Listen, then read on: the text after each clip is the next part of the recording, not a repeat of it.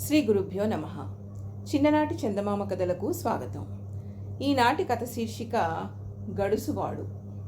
అనగనగా ఒక ఊళ్ళో పుల్లయ్య అనే ఒక అతను ఉండేవాడు. అతని పెరటి దొడ్డిలో ఓ పెద్ద నుయ్యి ఉంది. ఆ నూతిని పుల్లయ్య తన పక్క ఇంటి బసవయ్యకు 200 రూపాయలకు అమ్మాడు. బసవయ్య నుయ్యి కొనుక్కున్నాడన్న మాటే గాని చాలా రోజుల వరకు ఆ నూతిలో నీళ్లు తోడుకోవాల్సిన అవసరం బసవయ్యకు కలగలేదు. కొన్నాళ్లు గడిచాయి. బసవయ్య ఇంట్లో ఏదో శుభకార్యం వచ్చింది.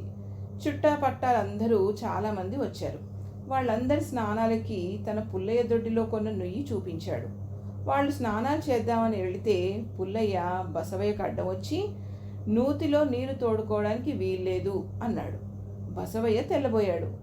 అదేమిటయ్యా, నూతిని నేను కొనుక్కున్నాను కదా, నా నూతిలో నీరు తోడుకోవడానికి నీ అభ్యంతరం ఏమిటి అన్నాడు. నువ్వు నూతిని కొనుక్కున్న మాట నిజమే. నేను నీకు నుయ్యి అమ్మాను గాని నూతిలో నీళ్లు అమ్మలేదు. అందుచేత నీళ్లు తోడుకోవడానికి వీల్లేదు అన్నాడు పుల్లయ్య. అదేమిటయ్యా, నేను నూతిని కొనుక్కున్నప్పుడు నీళ్లను కూడా కొనుక్కున్నట్టే కదా, నూతిని కొనుక్కున్నది నీళ్ల కోసం కాకపోతే మరి దేనికోసం అనుకున్నావు అన్నాడు బసవయ్య. అదంతా నాకు తెలియదు, నీవు మాత్రం నీళ్లు తోడుకోవడానికి వీల్లేదు అని మొండిగా జవాబు చెప్పాడు పుల్లయ్య. వచ్చిన చుట్టాల ముందు ఇలా అవమానం జరిగేసరికి బసవయ్య చాలా చిన్నబుచ్చుకున్నాడు. చుట్టాలు కూడా ఇదంతా చూసి ఆశ్చర్యపోయారు. ఆ మర్నాడు బసవయ్య పుల్లయ్య మీద కోర్టులో దావా వేశాడు. కోర్టు వారు వాళ్ళిద్దరినీ పిలిపించి విచారించారు. అయ్యా, ఈ పుల్లయ్య తన పెరటిదొడ్లో ఉన్న నూతిని నాకు అమ్మాడు.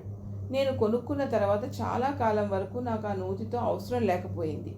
మొన్న ఈ మధ్య మా ఇంట్లో ఒక శుభకార్యం వచ్చి చుట్టాలందరి స్నానాల కోసం నూతిలో నీళ్లు తోడుకోబోతే నీకు నుయ్యి అమ్మాను కానీ నూతిలో నీళ్లు అమ్మలేదు. అందుచేత నీకు నీళ్లు తోడుకోవడానికి వీల్లేదు అని ఈ పెద్ద మనిషి మొండిగా అడ్డొచ్చాడు. ఇదేం న్యాయమో తమరే విచారించండి అని చెప్పుకున్నాడు బసవయ్య. తర్వాత పుల్లయ్యను విచారించారు. బసవయ్య చెప్పిందంతా నిజమేనని పుల్లయ్య కూడా ఒప్పుకున్నాడు. అయితే నువ్వు బసవయ్యకు నీ నూతిని మాత్రమే అమ్మి ఎన్నాళ్ళయింది అని అడిగాడు జడ్జి. సుమారు 6 నెలలు అయింది అని చెప్పాడు పుల్లయ్య.